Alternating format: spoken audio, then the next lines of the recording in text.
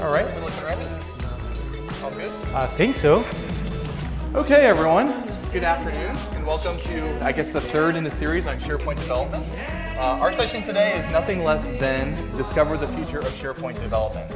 So I'm here with Luca Bandinelli, and between the two of us, we actually have 25 years of experience working on SharePoint. We've seen through a lot of interesting times. We've worked to help all of you all build great solutions on top of SharePoint. Luca, do you want to introduce yourself? Yeah, thank you, Mike. So I've been around SharePoint since Tahoe time, so 2000. I was in the field helping customers and partners adopting and using SharePoint in their enterprises, and then I moved in Redmond in 2008 when I joined the product group. And right now I'm part of the Dan Kogan team under Adam Armetz that basically is part of the SharePoint framework that you guys saw in the previous sessions right now. Mike? Yeah, so I've worked a little bit on developing the APIs and the features framework and those kinds of technologies in the 2006, 2007 and beyond timeframe. And so this background will help us, hopefully help you, frame some of these new future investments and give us a good background on how these are all, supported moving forward and put them into the context of the future investments. But we're going to focus a lot today on what's new and what's coming. Of course, you've heard a lot about SharePoint Framework undoubtedly, but we have a number of other technologies that are also coming to help complement the SharePoint Framework to allow you to build better applications. And we'll talk about the relation of all these different technologies put together so that you can build better solutions. So as a takeaway, what you'll come away with is what's new coming down the road. Now, when I say future of SharePoint development, I'm not talking about SharePoint 2050. I'm talking about roughly, sort of the remainder of the year and moving into 2017, that kind of a future. We'll talk a lot about the different technologies. What should I use when? Where should I use SharePoint add-ins? Where should I use SharePoint framework? How do I think about the different types of ways that I can access SharePoint data via the SharePoint APIs? We'll talk through those different types of trade-offs and where things stand out and where they're unique. We'll talk about the best practices and how you should go about using them when you're actually building an application.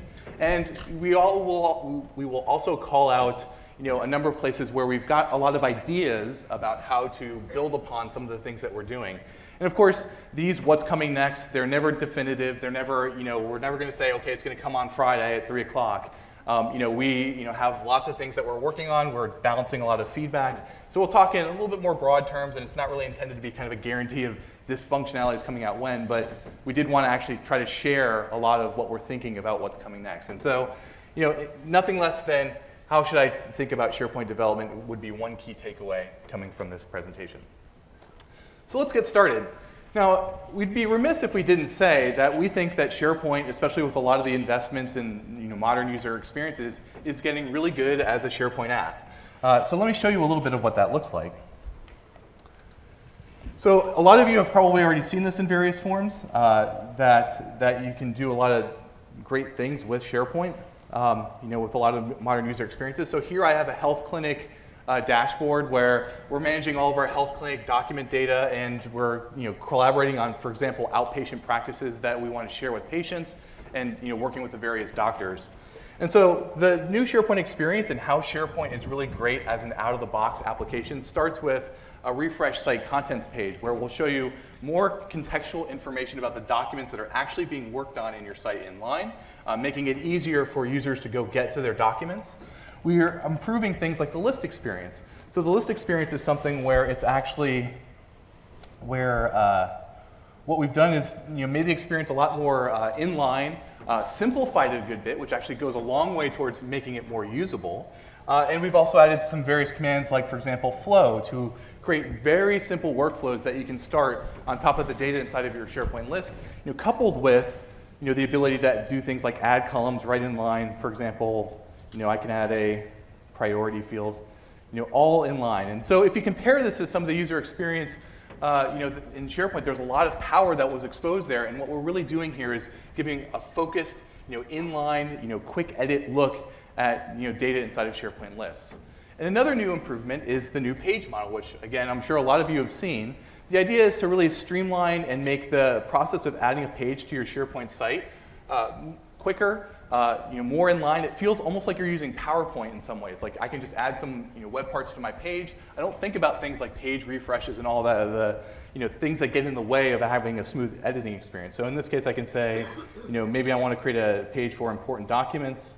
I can quickly add a site activity part. And this is Some of these are our out-of-the-box parts that we're featuring as part of SharePoint, but of course, over time, our out-of-the-box set will grow. So there's going to be an increasing number of different components you can put together and assemble to create essentially applications and tailored sites. So I can add some recent activities here. I can add a view and point to add a document. We've made a lot of simple user experience changes. So for example, we're showing you a list of recently accessed documents. So this is a much better file picker experience to make it easier to get started. And so all these little touches, the simplification, the out-of-the-box set of parts that we're exposing, we think really mean that in a lot of cases, before you go out and start coding an application, it might make sense to just see what's available inside of SharePoint, see what's available with Flow and with Power Apps. And if you haven't seen some of those sessions, definitely catch them later in the week, and actually build some great applications. But of course, a lot of you do some really powerful things with SharePoint for a lot of different reasons. So, first, a lot of times people want to extend the site experience of SharePoint. SharePoint is really the hub of a team. It's the face in some regards. It's how people look at the data and the content and the activity of teams and divisions and companies even. And so having a very tailored look is very important. And so we see a lot of developers building very tailored experiences on top of this. And so this is Beezy, very tailored, of course, integrates social components back into SharePoint and works with things like SharePoint files. Of course, there's also lots of integrations on top of SharePoint. So SharePoint is home to thousands and thousands of documents for a particular company. And so it can be very important to streamline the process of how people maybe send it to an external vendor or do a document signing process. And so with things like the add-in store that we have, for example, DocuSign, where you download it, you install the application, and then you get a handy and convenient menu on top of your document library to go take your documents and go send them outwards. And of course, a lot of you are also undoubtedly building these kinds of integrations into your own custom business processes as well. We have seen customers build full applications on top of SharePoint. So in this case, we have a CRM application that's built using SharePoint technologies. It works great for small businesses and makes it easy for them to go get started. Of course, there's a larger CRM for which you might want to integrate that as well, but seeing people build applications on top of SharePoint is definitely something we're seeing as well. And then finally, you have processes and workflows. We see developers creating applications, and you all out there, again, taking all those valuable documents inside of a SharePoint site and adding some processes that work the way your teams work in terms of approvals and making sure it goes around and it gets supported. So these are the kinds of things that, as we think about SharePoint as a platform and how we want to extend it, we want to make sure that we well support all of these. And we have a set of principles behind how we think about it as well. And I think you've maybe seen some of the slides, some of the other presentations, but it is pretty important. So to start with, we want to make sure that the things that we build for everyone out there, for all of you, also get used by our internal teams to build out their own applications. Of course, that helps with testing and it helps with robustness. It also helps with feedback and making sure that by the time an API might get to you or an extensibility point, it's been battle tested. It's already part of the SharePoint infrastructure. It's being used in some form of an application. Things like the command bars and the lists and all the various user experience components, we use them and they're actually available to you, and we'll talk a little bit about that. We want to build more things that are built on the client side. We think that that provides a much more fluid and integrated experience. So when I was editing those parts on those pages, we didn't see a lot of postbacks, and that's done through the power of a lot more logic that's placed into the client in JavaScript in the browser. And so making that creation of those kinds of applications more feasible, easier, is a direction we want to go. And of course, you've probably also heard a lot about Microsoft Graph, and we'll talk a little bit more about that today as well. Microsoft Graph is this burgeoning set of APIs that are consistent, that are available for a lot of different products like Exchange and for tasks and those kinds of types of business data. And SharePoint, we want to make sure it's easy for SharePoint data to play in that graph and to incorporate graph-based data into SharePoint and expose it to web pages and devices and those kinds of things. Okay, so when you build out an application, even if you're not building it on SharePoint, we think it sort of breaks down into 4 buckets of things that you want to think about and go build on top of to build your application. There's a user experience, what the user sees. Maybe you have some analytics. Maybe it's a weather web part on your homepage, and it's all about having a really great view of the weather. The user experience, of course, is critical to many applications. If users don't use it, that whole application may not matter. And so user experience is fairly important. Of course, a lot of applications work with data, and SharePoint hosts a lot of document-based data, so therefore that's a very key thing that you want to work with in SharePoint is how do I get at the documents, how do I get at the list items, how do I get at the site structure and all those bits of essentially organization data. You do that through APIs, and we want to make that easy as well. Now, SharePoint also has a lot of infrastructure for processes. How do I work through what happens when a document gets uploaded? How do I route it? How do I modify the metadata in flight? And then finally, and sometimes this is maybe sort of the last thing you have to do, so sometimes it doesn't maybe get as much focus. I know certainly that's the case in my apps that I build. How are you going to package and deploy it and manage the life cycle of your applications? Is very important as well. And so these are kind of the four very broad generic buckets for how we'll think about SharePoint as a platform and how you really think about building any application. So to start with user experience, we have a number of new technologies across the board to extend these various bits of infrastructure. On the user experience side, of course, you've probably heard about the SharePoint framework. This is our new client-side solution we'll talk a lot more about to make it easier to build client-side web parts. We're also having Power Apps. So Power Apps lets end users and business unit IT and other folks create solutions that work great on mobile using data inside of SharePoint, using data in other locations. For data and APIs, we have Graph, and we'll talk a lot more about that. As I mentioned, it's our unified API for getting data in and out of SharePoint.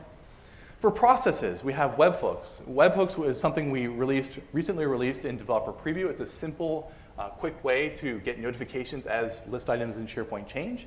And then Microsoft Flow, which, again, allows you to very quickly ascribe actions to behaviors that happen inside of lists. End users can go customize them, and there's a burgeoning set of things you can integrate into the flow to make really complicated and sophisticated types of flows. And then finally, when you package, you don't really see this as a detail so much, but we have tooling for packaging your SharePoint framework client-side web parts into solutions and pushing them into SharePoint and managing the lifecycle of those. Of course, we have a number of existing technologies as well that actually complement a lot of these newer technologies, and we'll talk about how that happens. So many of you are probably building things with add-ins, formerly known as apps, things like parts and custom actions to integrate with the out-of-the-box SharePoint user experience.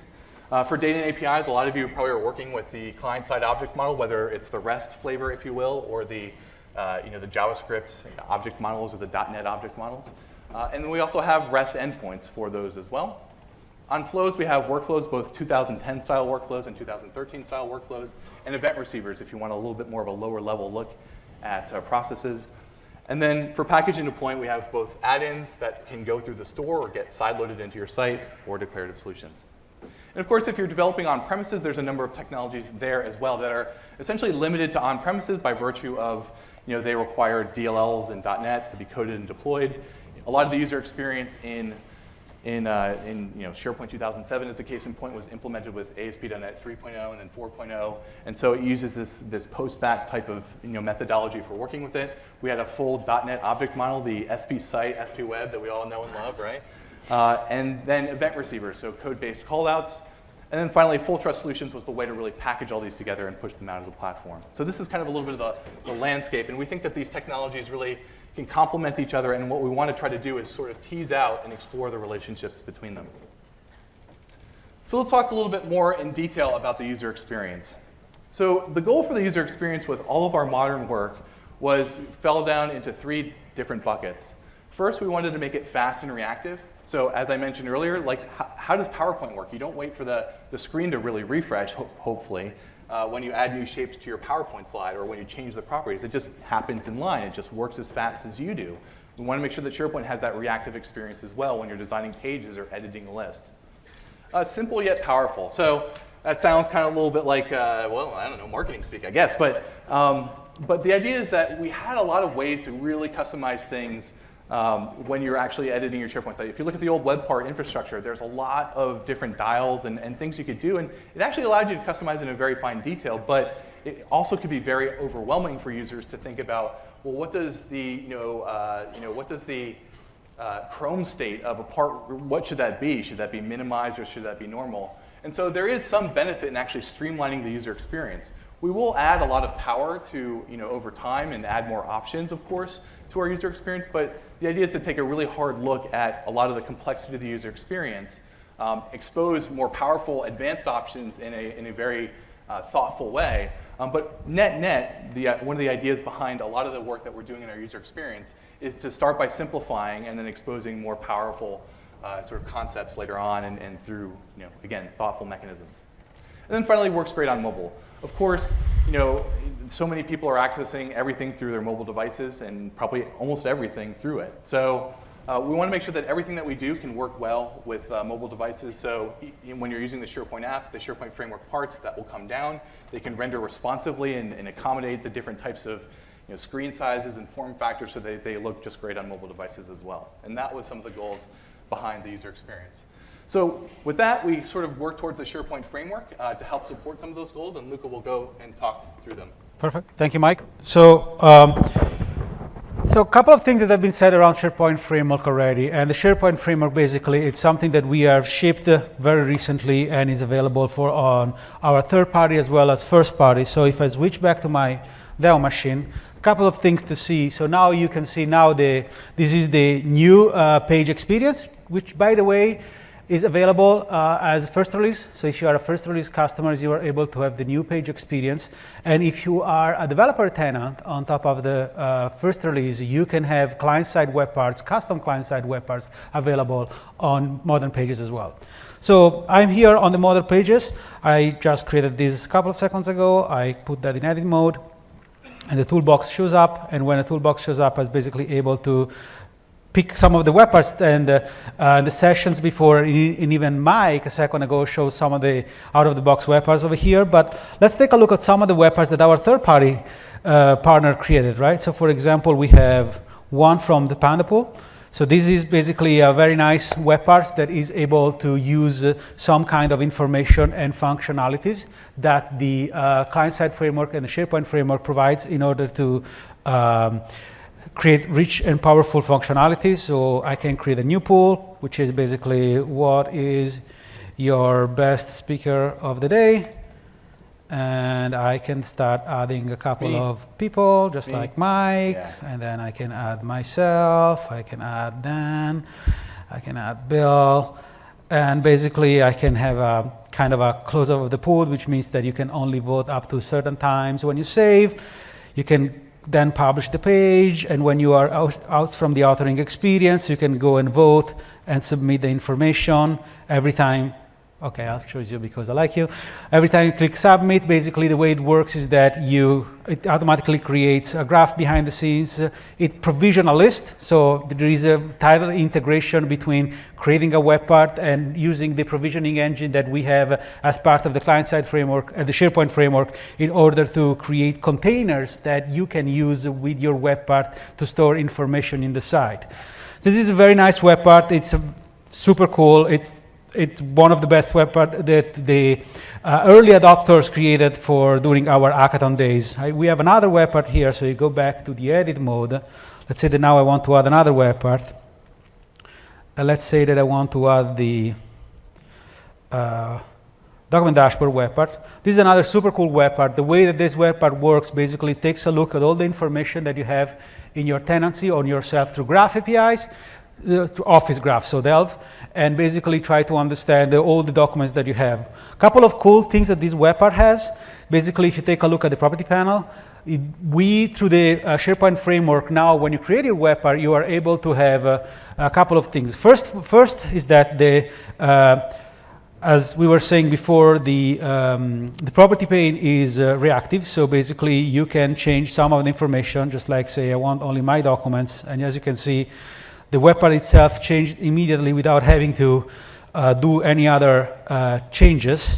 The other thing is the SharePoint framework gives you the ability to create a wizard-like property pane. So here you can have pages, and you can have multiple kind of functionalities that show up. And of course, all of the pages are reactive at the same time, right? So if I change something right now, it absolutely and immediately change without me having to go and click save or store that information somewhere else. And during the time, we said several times during these days and this presentation that the SharePoint framework works both on modern page, just like here, but also in classic. So if I go back to this site, and I go one of the classic pages that I have, just like my home page of the team site, the page that all we know and love here. I can put this page in edit mode. And what I can do, I can go and insert and go to web parts. At the moment I go here on custom, I can see that these web parts are here available. And from the development standpoint, the developers didn't have to do anything special or anything specific to be sure that they are showing up both in classic and in modern. You develop your web part, you create your functionalities, and basically once you've packaged and the package has been deployed at the site collection, the web part is available through the gallery, web part gallery in classic, or through the new modern toolbox in modern. And that really works. So if I go here and select the document dashboard, for example, and click add, and of course I'm doing a post back because now I'm classic, so I'm back to the classic SharePoint ways. So the web part now is rendering, and here it is. And if I take a look at the property pane, I click on the edit web part, the server-side property pane comes in, so post back, but now I click configure, and voila, the same property pane with the same wizarding is over here, and works automatically in both classic and modern with no any changes. So this is a great kind of a thing that we have for both classic and modern. So if I go back to the presentation, thank you, Mike. So those are the web parts that we created, and our third-party partners created. As Dan was mentioning before in his previous session, we had, since we started this journey kind of almost a year ago, we had a lot of early feedbacks and engagement from ISVs and partners. And those guys and all of you guys helped us tremendously in providing great feedbacks and functionalities to help us reaching the point where we are in less than 1 year. So at this point, Dan presented before, and now we have the document dashboard and the Panda pool from Bamboo Solutions and Content Code. So if you guys can please stand up. So here's there, and we go. So guys, thank you very much. Awesome work. Those guys reached the second and the third place on the hackathon that we did, and we had a dinner yesterday, basically, where we announced all these guys. Yeah, and they built these in probably about 2 months, probably with a lot of late night coding, but it shows a little bit of what's possible in just a short amount of time, and we hope that as you build your parts out there, we've actually got some great SharePoint showcase mechanisms, and we'd love to see what you can all build in maybe a couple weeks, couple months, and we can showcase. And let's be honest, right? They started build this kind of functionalities at the very early version of the framework, so there was no documentation, there was a lot of engagement from our engineering side, but it was an alpha version, so stability was what it was. So, I mean, great job, guys, with such kind of a short timing. Then, very quickly, in terms of development experience, Chuck's mentioned that a little bit before in the previous session, but developing a web part now is kind of simple, and it's not tied to specific technologies and functionalities. I'm on a Windows machine, I'm on Visual Studio Code. I could use a Mac, I could use the Linux, I could do any other editing. At the very end is JavaScript. And just like Chuck was saying before, basically, by running gulp serve, which basically gives me the ability to do a compilation of the JavaScript that I have and open a node instance on my machine that will open a TCP socket and will be able to serve the information from my machine, I'm able to testing everything over here.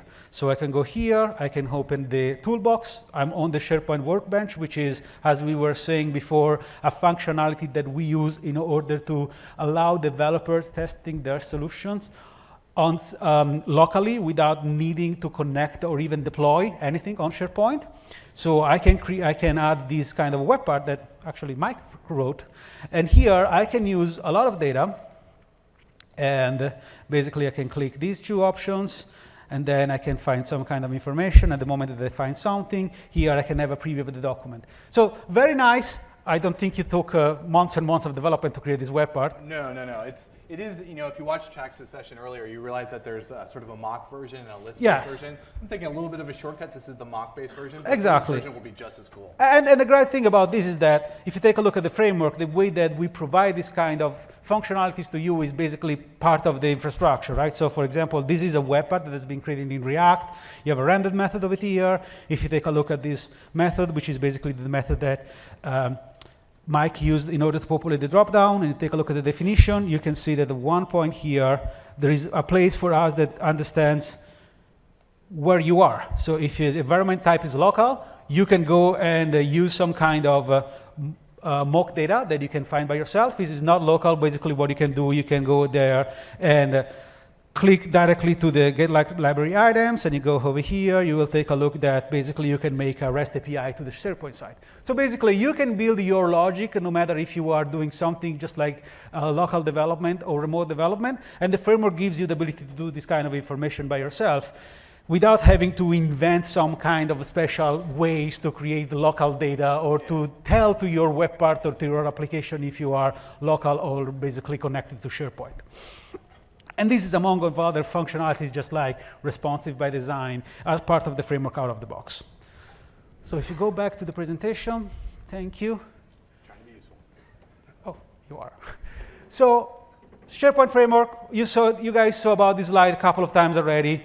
But there are some kind of important points here that we want to stress more and more because we believe there are key factors and key components of part of the framework. It's modern client-side development. It's based on JavaScript. It's very light. It doesn't require you to be connected and to have C# or C++ functionalities or knowledge, which is kind of convenient in a world where more and more people know JavaScript when they get out from the school, so you can go and start developing on top of SharePoint, just like a modern web platform without having a lot of specific knowledge about the platform itself, which is in this case is SharePoint. It's lightweight and mobile. It basically works for the browser, but not only the browser on the desktop, but the browser in the mobile devices, just like phones or iPad. The Workbench itself gives you the ability to have a view that resembles or simulates the mobile experience so that you can quickly check your functionalities without having to deploy this kind of information. And most importantly, this is part of the framework. So as I was saying before, at the same way that the framework tells you if you are going to be local or remote, the framework gives you functionalities in the property bag that you can query in order to understand the form factor that your web part is using, so you can automatically make some kind of rendering decision based on the kind of device that has been used to render your web part or set of web parts in the page. It powers our own experience. We stress it, and we will keep stressing during the week that we did this kind of framework for us and for you. It's not just like other frameworks that we did that we only created for third party. This is a framework that we use for building our own experience. Modern pages, the theme site, the news experience, and moving forward, all the other experience are built on top of this SharePoint framework, which also gives you the one kind of a line of thinking or thinks about the SharePoint framework can go beyond and above web parts, which the answer is yes, and we'll talk about that in a second. But what we are saying is that what you are using is what we are using. Not only the kind of tooling, framework itself in terms of JavaScript, but also the development tooling and the chain and the packaging and the deployment and all these things. There are a lot of similarities between what we do as part of first-party functionalities that we create on top of the framework and what you can do as part of the functionality that we provide through the framework and the tooling. And then, of course, it's backward compatible. We saw that a second ago. The web parts that you create functions and work completely out of the box with no other changes on both classic pages and modern pages. And finally, it's open source and supports all the JavaScript and web part framework that we have. Of course, and JavaScript web frameworks that we have and we will have in the future. Of course, as we said before, we had to pick and choose one simply because we wanted to be sure that we were able to have a kind of a standard framework and a standard modus operandi across all the 400 and plus developers that we have in SharePoint team, but that doesn't necessarily mean that you have to pick the same one. And as a matter of fact, in the tool that we provide, the Yeoman template that Chuck was showing a second ago, you can see that we not only provide support for no JavaScript framework, but also for React and Knockout. So in terms of the components that we have over here, we have basically the user experience, packaging, build and processing, and tooling. So client-side web parts, we talk about that. Those are the way that you use to extend an existing page or multiple pages or sites in SharePoint. The client-side web parts can live on a page because of the modern page canvas. And the modern page canvas is yet another component that we create by using the framework. As a matter of fact, we use React in order to create the canvas. The fact that the canvas was created in React doesn't mean that all the web parts that you use needs to be written in React. As a matter of fact, we created a kind of an abstraction layer to ensure that web parts that are created in no code or even no framework can coexist together with other web parts, like our out-of-the-box web part that has been created by using React, on the same page and on the same canvas. The user experience is also provide JavaScript resource management, which basically gives you the ability to provide context and to provide just the way that you want to manage your resources, just like JavaScript and files, as part of the framework itself.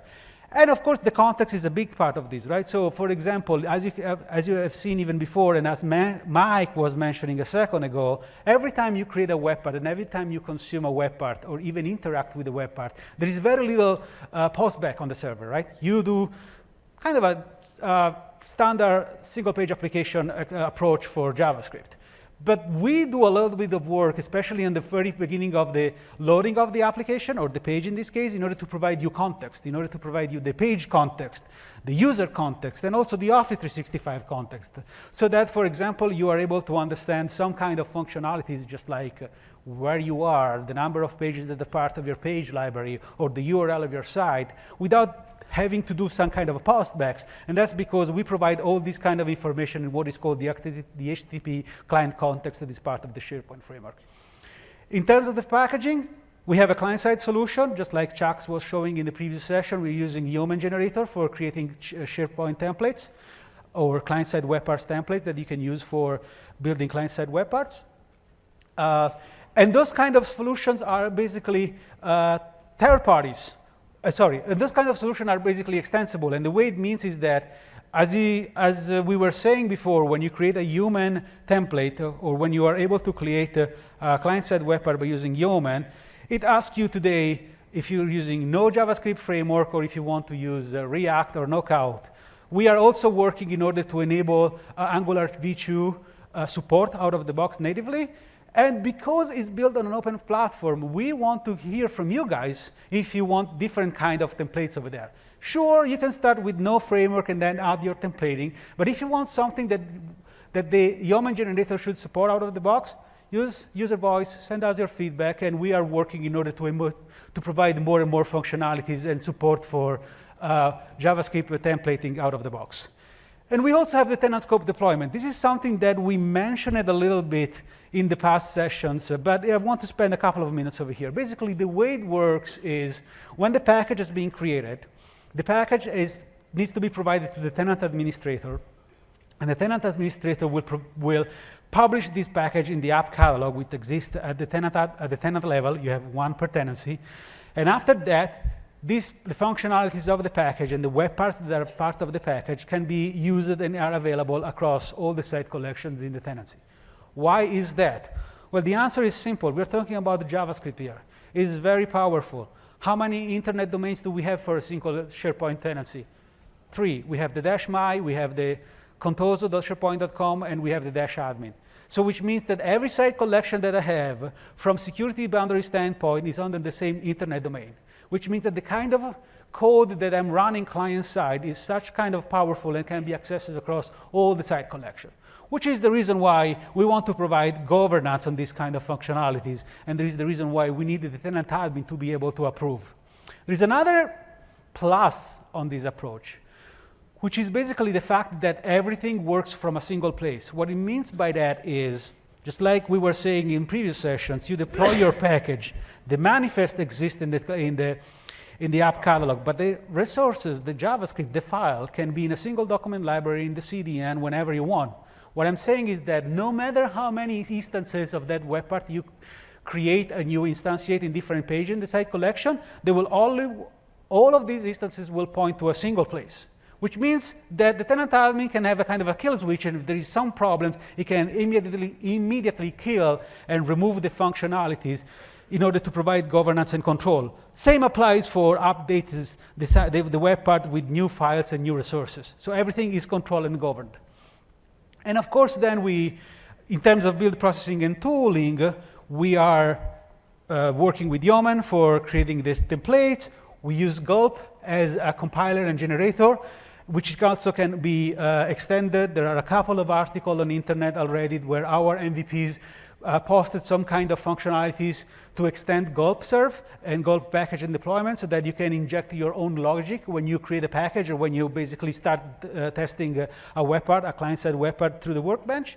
And we use the SharePoint workbench, as we said before, as the tool that is used for developing and testing a web part with or without connection to SharePoint. So those are the web parts for the SharePoint framework. And the web parts is our first step. Are we done? Absolutely not. We need to do, and we want to do a lot of new functionalities. We want to extend the scope of the framework above and beyond of web parts. One of the questions that we heard a lot over here is that document library experience, document library and list. How many of you wants to be able to extend the document library and list experience with the new experience just like you did before with basically custom action or JavaScript?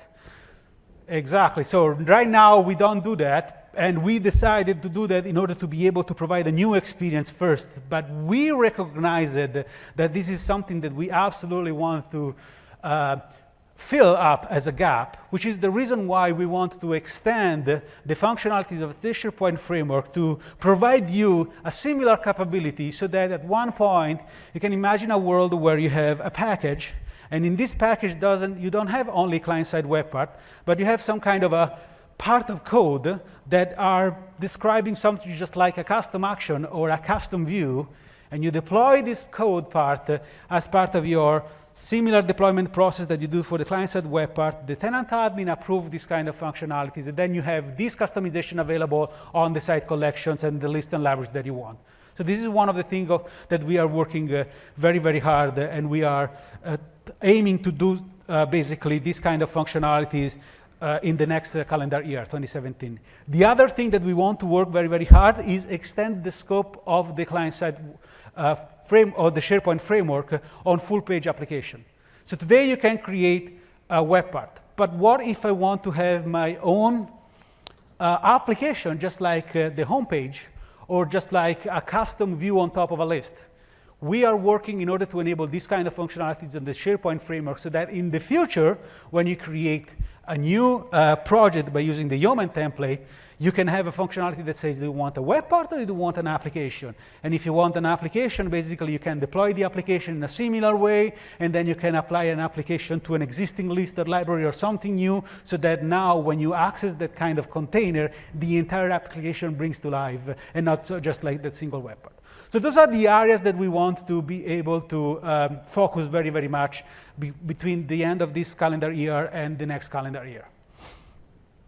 Other sessions that we have weekly around the SharePoint framework, this is kind of a recap. Thank you, Mike, for doing that.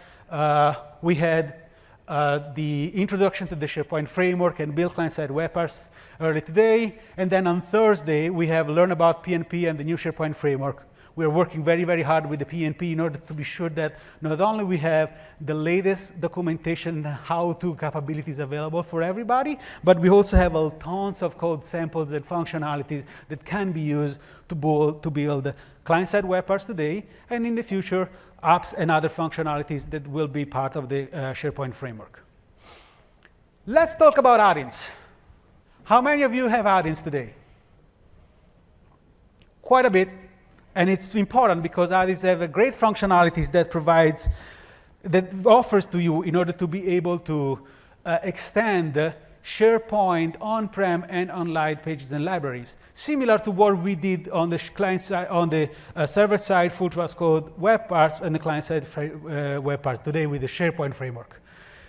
So in add-ins, just like a recap, I know you guys know that better than I do, but basically you can have two different provider models. You can have a SharePoint provider model where basically you use a sub-site in your site collection to host data of your add-ins, or you have a provider hosted model where basically you have your entire solution, data, business logic, and UX living outside of SharePoint.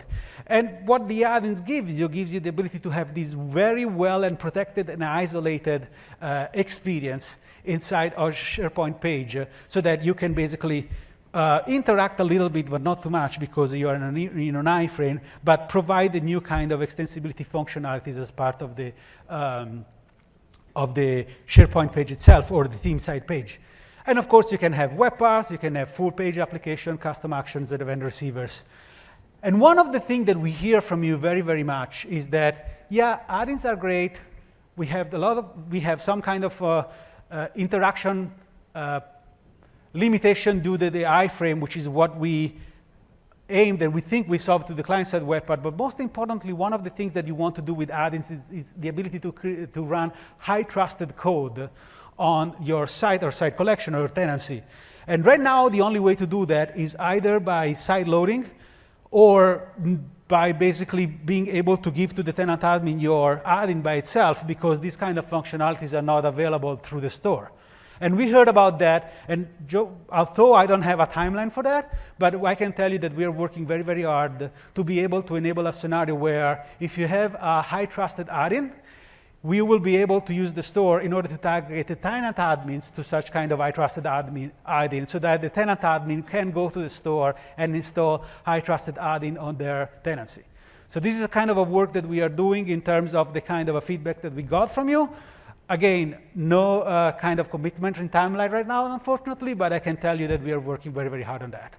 So when we have done that, there will be no more needs of side loading for high-trusted add-ins. Yeah, at least the goal that we have. It seems cool though, you know, like kind of like hacking in. It is. Sideloading it? No. But I mean, how many of you guys would like to have such kind of capability? Cool. So we are listening and we are working for that. One other thing that I think you would like to see is what the add-in play on modern pages. Because add-in are great, add-in work on classic. What if I have a modern page? You guys talk about client-side web part. They are so cool, but sometimes I need the same kind of functionality and capability that the add-ins provide on modern page for a couple of reasons, right? First and foremost, because I made a lot of investments on my add-ins, and I want this kind of investment to continue to work in the future of SharePoint, which is the modern experience. And the other reason is because sometimes I need the level of protection and boundaries that an iframe provides to me, because either I want to protect my IP, or because I want to do some kind of, I want to ensure that the change that the page has, that the hosting page has, doesn't interact with my add-in itself.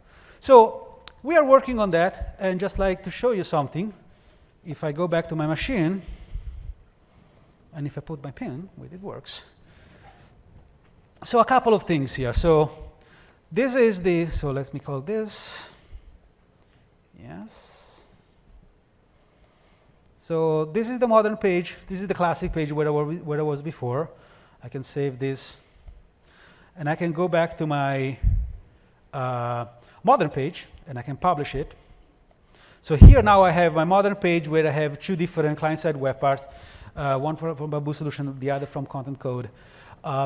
Then what I can do here, I can try and install some kind of add-ins on my site collection, right? So if I go to site content and I take a look at my functionalities over here, I can see that I have these two add-ins, Component Notification and Black Compass, that are basically already being installed. And those are add-ins. If I click on one of those, I can see this is a SharePoint hosted add-in. It goes to a SharePoint site in order to host the kind of information that are part of my add-in. In this specific scenario, I can basically create a pool. I can create some kind of items. I can say that this is entry from Ignite session. I wish I know how to spell. It's an information. Let's see if that works on a modern page. Spoiler alert. I can order 2. I say start date today, end date tomorrow. And right now I'm in the add-in world, right? Nothing has been changed.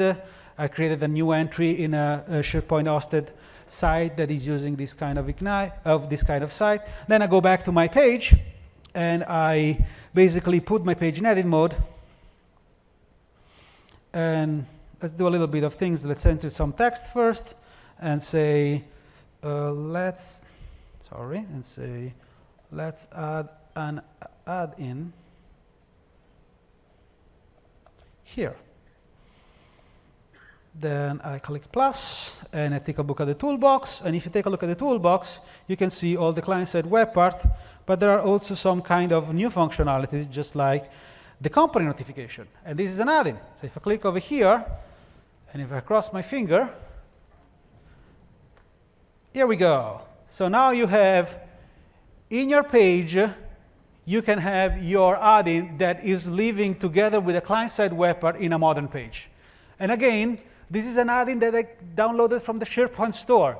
The add-in developer didn't have to do anything in order to show up in a client-side, in a modern page that uses the SharePoint framework. But basically, because now the SharePoint framework is able to understand also add-ins and client-side web parts, you are able to use your add-ins, which is the one that you invested before, in a modern page to the SharePoint framework. Is that cool? Do you guys like it? Come on. Thank you very much. So another thing that you want to that I want to show here is that I have another add-in here, which is the Black Home Visualizer. And this kind of add-in has an interesting thing here, which is basically you have the ability to add this kind of add-in as well. But one of the things that this add-in does is that when you install the add-in, it also injects some kind of functionalities in order to extend the toolbox. And here you can see something interesting. You can see that there is this visualizer icon on a modern experience. So how is that possible? And this is possible because if you have declarative custom actions as part of your add-in, declarative custom action work out of the box on modern lists and libraries.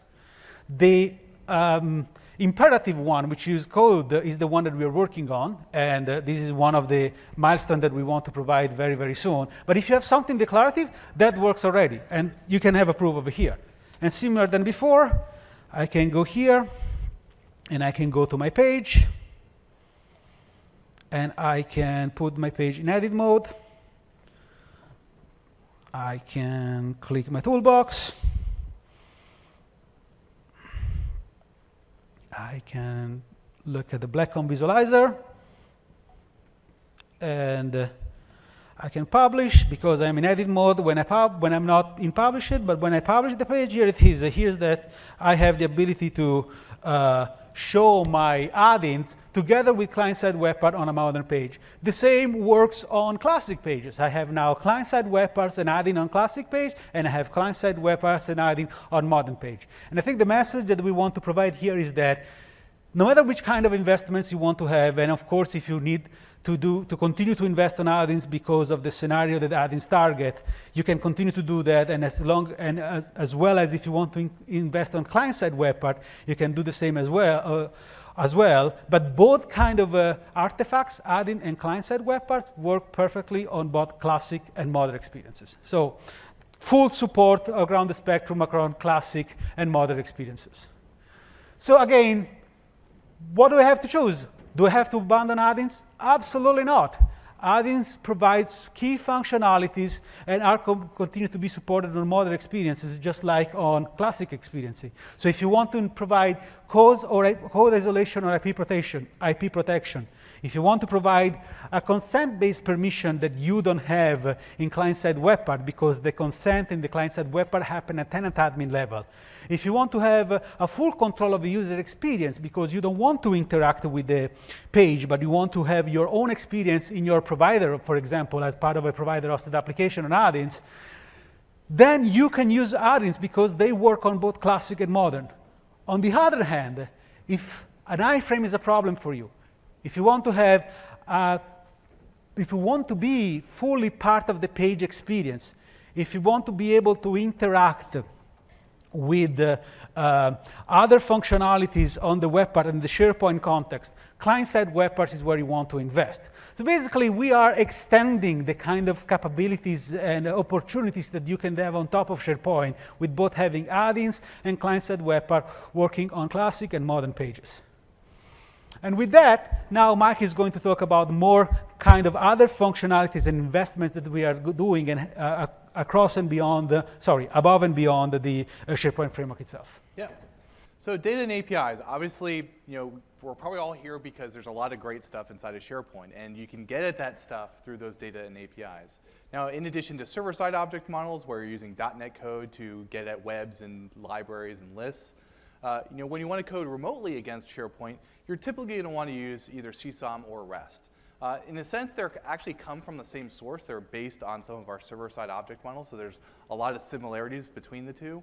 And so a lot of the difference between whether you should use CSOM or REST comes down to a personal choice. If you're coding in JavaScript or .NET, maybe some of the client-side object model libraries might be more useful. If you're coding from a remote service, you can use the REST APIs to go call into SharePoint.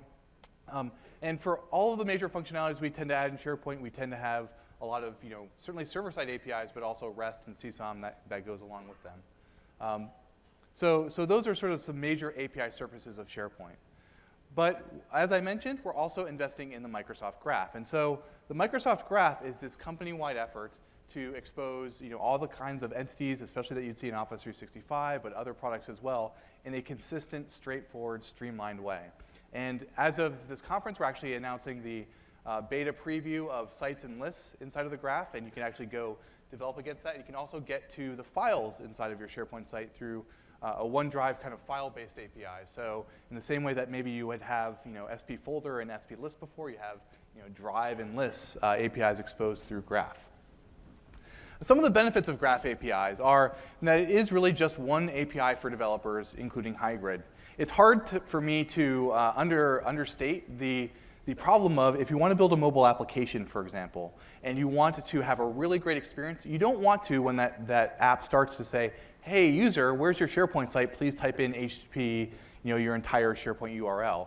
What you really want to do is discover what SharePoint sites that user has available to them. And by providing one consistent endpoint on graph.microsoft.com, you can discover for a particular user the set of sites that are available to them. Again, a big key facet is consistency. So when you develop against these APIs, you're using a lot of the same libraries and frameworks to actually get at the content.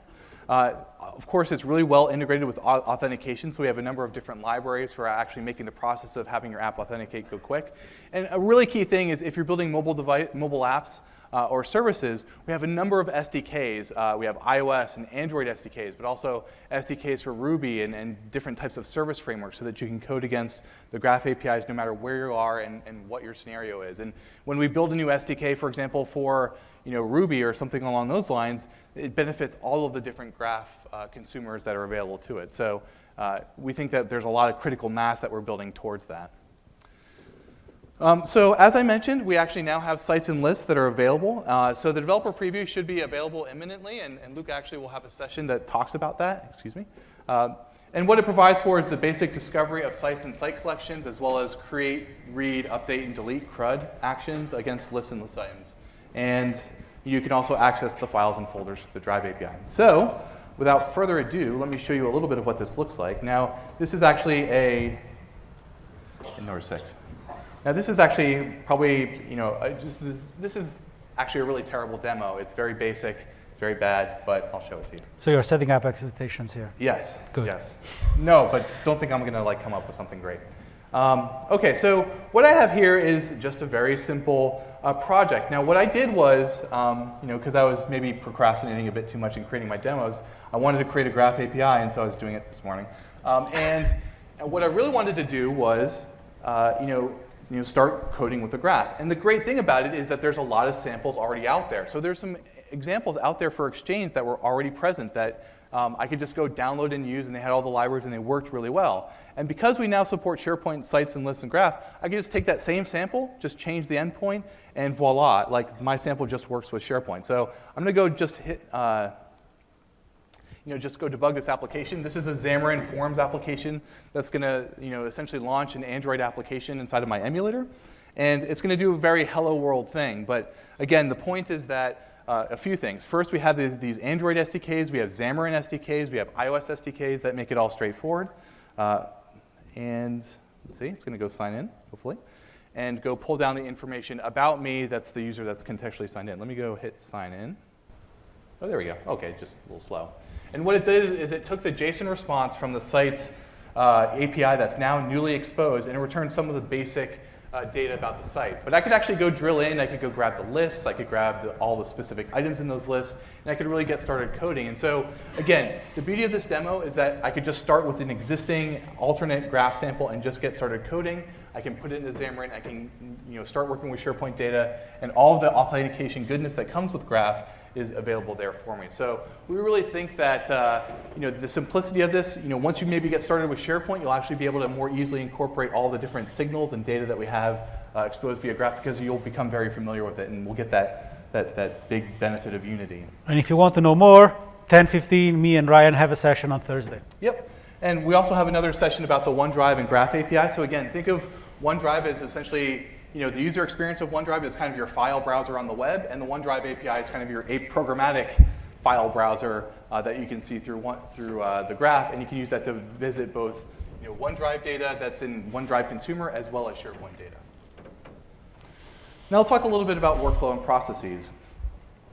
So we have a number of different technologies here for actually doing processes on top of SharePoint, because of course this is very valuable and important.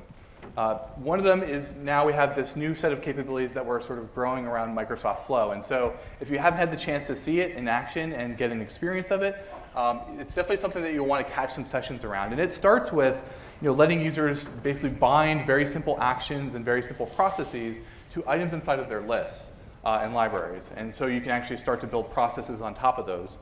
There's a more advanced version of Flow known as Azure Logic Apps, which allows you, is more designed towards developers to get started working with and building various types of solutions. And so there's a lot of similarities between Flow and Logic Apps, but Logic Apps is more targeted towards the higher scale, developer-created types of workflows.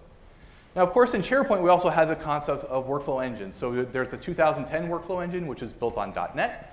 And the 2013 workflow engine, which was more service-oriented and built on top of App Fabric. And those were continuing to be supported, and we're working towards part of the platform. Now, sometimes you need something a little bit more lower level. You don't really want to build a whole process. You just want to get notified when things happen inside of SharePoint. And so we have a couple of technologies around those that, in turn, actually workflow tends to be built on top of. One is the concept of event receivers. So when something happens, let me know about it. And if you build an add-in, you can bundle in these remote event receivers with your add-in to get notified of when changes happen inside of your site. But recently, we also introduced the concept of webhooks. So webhooks are actually a much more simplified way to just say, hey, SharePoint, I'm interested in this type of change inside of your libraries or lists. And when items change, you'll essentially get an HTTP web callout that will notify you that something inside of that library has changed. And so you don't have to go build a whole application. You don't have to go figure out all the details of packaging a remote event receiver and its registration. You just make a few REST API calls to register your webhook. You have to do a little simple validation process to confirm that your web service is OK with accepting webhook requests, and away you go. So webhooks now in preview that you can get started with. And let me go show you a little bit of what that looks like. Ooh, wrong way. Cool. OK, so in Microsoft Azure, we have, of course, app services and lots of different tools and technologies for expressing code. But one that's really interesting and really nice is this concept of Azure Functions. So when you have an Azure App Service, it's great and it's really easy to code against, and I love working with them. But you always have this service running in the background, whether you're using it or not, just sort of sitting there waiting for requests. And it's also maybe not necessarily as scalable if you have a very dedicated set of instances. So in my case, what I actually want to do is I want to have a notification of things that will happen when things change inside of my document library. So for example, here I have my document library of important medical research documents, and when I rename a checklist to the required checklist, I want to make sure that people know about it. So what will happen is this will actually kick off a webhook to that Azure function that I was just showing you. So behind the scenes, there will be a timer that will pick up that change, and it'll go into my webhook. And so if I go back to Azure, we'll talk a little bit about the code. And theoretically, when the action actually happens, you'll see a little notification down there. So what we're doing here is, the first thing is we have our Azure function, and when the incoming webhook happens for the first time, it sends along a validation token so that you don't just, DDoS other web services by saying, oh, sign up for webhooks every time a document changes against, Microsoft.com. There's a validation process that has to happen, and the first time around, it has to return an identifier that matches. So the first time in, we're going to look for a validation token, and we're essentially going to return that validation token back to SharePoint so that it knows that, hey, we're interested in receiving these webhooks. Now, further down in the function, we're going to actually start dealing with this change request. And the way that webhooks work is that it's not going to pack in all the various bits and pieces of data. It's just going to say something happened in this library over here. And as a developer, what you'll want to do is go back to the SharePoint library and say, hey, SharePoint, what's changed recently? And so that makes it a little bit more complicated, but the benefit is that you'll have more robust logic for notifying when things happen, because you're always just sort of running the same algorithm that looks for changes and will sort of be responsive to changes as they happen. Sometimes it can be a little slow, so let me just go try this one more time. Let's go back over here, rename it again. Okay, so what this function will actually do is it'll take that change, and then it'll go find the list of people. It'll go call out to the graph APIs for the set of contacts. It'll go retrieve them, and then it'll go send those users an email. So down here, I actually sort of go and structure my email, and I'm using SMTP client here, and it will go send out an SMTP mail. So that's essentially what the code will do. Now, let me show you what that mail looks like. So I was running this earlier, of course, as documents happened, and you can see how things are going on. So you'll see that the user is now getting this notification. And of course, this is a very simplified demo. You'd want to do lots of buffering and make sure that you don't spam people and be very careful about how you send mails. But that's the general idea of webhooks hooked up to Azure functions that you can access. And it's a really lightweight and streamlined way to to start dealing with changes as they happen inside of SharePoint. And coupled with Azure functions is actually a really, they're a really great pair. Now, the other thing I just want to show you as a kind of a bonus demo is that this is actually demonstrating our new actionable actions inside of Outlook. So if you want to code in these sort of custom actions, and you want to, for example, say, OK, start a video call, you can actually have people submit in line, I'd like to schedule a video, schedule a chat to talk about this. And the Outlook will actually do a post back to a server that you define so that you can actually implement more workflows and more capabilities right in line inside of Outlook. And this is something that Microsoft Flow takes advantage of to really streamline the process of getting people to respond to actions. So let's see. Oh, wow, it didn't fire. Well, we'll try that later, see if it actually fires. But again, it does run on a timer, so sometimes it can take a few minutes for it to go through. But you saw the idea of the function. OK. So that's a little bit about webhooks, and we think they're sort of a very interesting building block for building processes. You can see how you can just, they can be a big gateway to injecting C# code as to what happens when, remote code that happens when documents update inside of SharePoint. So we're going to have more sessions on Power Apps and Flow. So if you're interested in seeing more of the capabilities at that higher level tool known as Flow, check out Chris's session on Thursday at 2:15, and you'll find out more there. So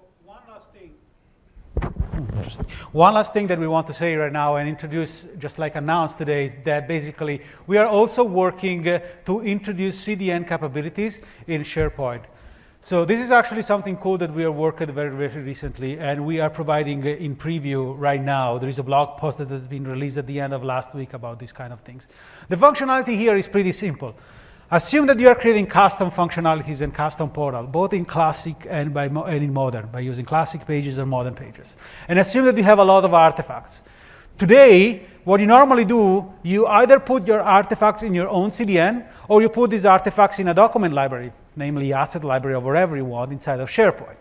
The former has kind of improvements and benefits for performances and control, but has a cost behind that. The later has less cost because it's a document library in SharePoint, but you have performance problem. So basically what we did is that we integrated the capability inside of SharePoint so that now the tenant admin can enable a functionalities of public CDN capability on a folder on a document library through the PowerShell tenant admin. The functionality is already available in preview. And once you have done that, basically we have a functionality that hooks that kind of folder or document library as part of the CDN origin for our in CDN that we use in Office 365. You put the resources over there. You are then able to either hardcode today to either hardcode the URL of the CDN in the resources in your custom page, or to call a client-side function that will return this kind of information. Tomorrow, we are putting that as part of the SharePoint framework or as part of the publishing template on the classic pages, so that you can basically put the standard URL of the web of the library on the folder, and behind the scenes we do a URL redirect server side to point to the CDN. Then you basically point to the resource, the CDN grab the resource, put the resource as part of the CDN deployment, and voila, when you are basically consuming the resource is coming from the CDN and not from the library. So this is available right now. You can start using that both in classic and in modern pages. With that said, let's talk about the roadmap. Yeah, so this really just summarizes a lot of the things that we talked about. We've actually broken down, a lot of the new improvements into these 4 buckets. And we talked about some of the various things that we're working on and we're thinking towards. So we're working towards making webhooks and SharePoint Framework generally available, so they can start using them in your production team sites and production sites that you have in Office 365. We're also working for the SharePoint Framework to work to bring it on premises in 2017, so that you can use it in on-premises development as well. As Luca mentioned, we're improving the support for add-ins for different types of deployment scenarios and making sure that they can be factored into modern pages. We want to make sure that you can use SharePoint Framework to extend all the various places that you would extend before, so custom views and custom toolbars, those kinds of actions. Webhooks right now, they support lists and list items, but we've certainly gotten a lot of feedback that people would want to use webhooks for things like site creation, or for when a field gets added to a list, or have more of an ability to filter the kinds of actions that they'll get on their server, so as to control how intense that might be. And the other thing is we want to make sure that the adoption experiences of your customizations becomes easier over time. We got to start with a store where you can go and acquire applications and just install them into your site without necessarily having to involve your corporation's entire hierarchy. And we want to make sure that that's even more streamlined for things like, for example, SharePoint Framework and other components moving forward. So we want to make that much more of a smooth adoption experience. So that's a little bit of what's on our top of mind as we think of SharePoint. One note, see, it did actually fire. It just took a while, sorry. Anyway. But the demo worked, so good job. Yeah. And so with that, I think we wanted to sort of end it and see if anybody had any questions that we could take. We have got about 8 minutes, so we're happy to take questions. Of course, we'll also be off stage afterwards, and we're also going down to the SharePoint Framework booth. Correct. In the pavilion after the session. So. But thank you very much, and if you want to help questions, open mic.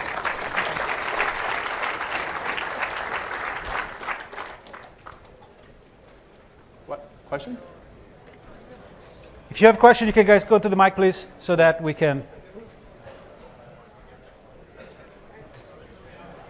No, sir.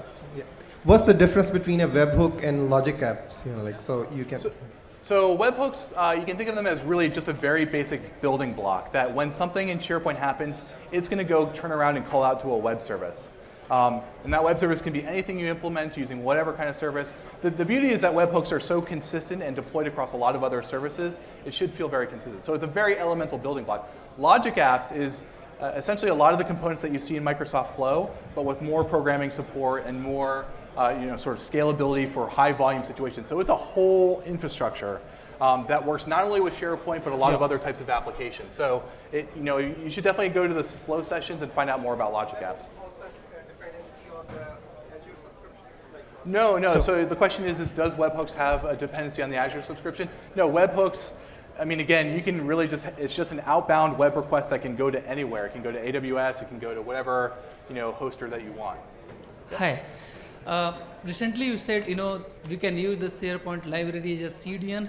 So is there a special kind of the privileges or permission is required in order to use the same set of the library or file across the site collection or multiple site collection? Like the CDN, you can use the same library or same files across the site collections. So the CDN functionality that we are introducing right now is public. So the idea is that you are already using kind of assets that you, as from corporate IP standpoint, you don't have any kind of business impact. So basically something that you can go and is a one-site collection it can be one or more libraries or folders within a tenancy. No. The question is, I have one site collection. Yeah. I created one library. Whatever the resources is required, I will place on the same library, and then set of the information or script or files I can use on the multiple site collection. Well, so This is how CDN works. Well, so my my understanding, and correct me if I'm wrong, is you would prop these files to essentially one site collection in your tenancy. All the site collections and all the web parts you would deploy would point to that. Yes. And behind the scenes, what we're doing as part of the content distribution network, we are actually farming those out to The CDN. So basically, the way it works, you make the call. The CDN understands if that resource is cached or not, and if it's not cached, it makes the request directly to the library and save the resource back to the CDN. Yeah. So the downside is it doesn't have all the security permissions because again we had this assumption that they're Correct. just web resources. But the positive is that it's much faster and can take advantage of CDN distribution. So you mean to say the CDN, whatever the CDN you're saying, that's the library or document library we can publish as the CDN and use across the enterprise without any security privileges? Yeah, so when you choose to publish and make a document library a CDN and you publish resources to it, the idea is you're publishing things like JavaScript files, GIF images, GIF images, exactly, PNGs, JPEGs, those kinds of things. static content basically Yeah. that you're So- using for your product customization. Right, why I'm asking, because every site collection have a different governance plan. Yeah, Right. you can publish, so there is no limitation of how many libraries or folder you can enable as a CDN origin. Okay. We'd be happy to talk a little Yeah, bit we can talk about the boot offline later in 15 minutes if you want. So that the CDN is accessible from anywhere without any securities Yeah, leakage. That's the idea. It's an optional thing. Okay, correct. thank you. Thank you. Question? Do client-side web parts work with SharePoint 2013? Will client-side web parts work with, so I think your question is that, is SharePoint framework going to target SharePoint 2013 on-prem? Yes. Working on that, TBD. We are absolutely committed to target the latest version. For other versions, we are working on that. We don't know yet. Thanks. Good question? So you talked a little bit about the future stuff coming with the framework, like full page apps and stuff. Are you planning on hitting like page layouts or master pages or other things like that? So let me flip the question a little bit. I think what you're asking is that as part of the future of the SharePoint framework, what is the kind of plan that you have for custom pages in the same way, for the same scenarios that you have today for page layout and master pages in publishing? Kind of more like web page or web Yeah, application. publishing pages, kind of. Yeah. So the answer is we are working on that. We have no kind of still decision and commitment on that, but just like Dan was saying at the beginning, we are working very, very close with all of you guys, MVP and ISVs, so that we want to be sure that we are targeting the right kind of scenarios when we are working, when we are enable such kind of capabilities and functionalities as part of the evolution of SharePoint framework. So yes, on the roadmap, not really sure yet how to do that, but we'll do that. Do you plan to extend the REST API for SharePoint? Because, for example, in client-side object model, we can do some things that are not available in REST API, and now in client-side web parts, we can't use client-side object model. Yeah.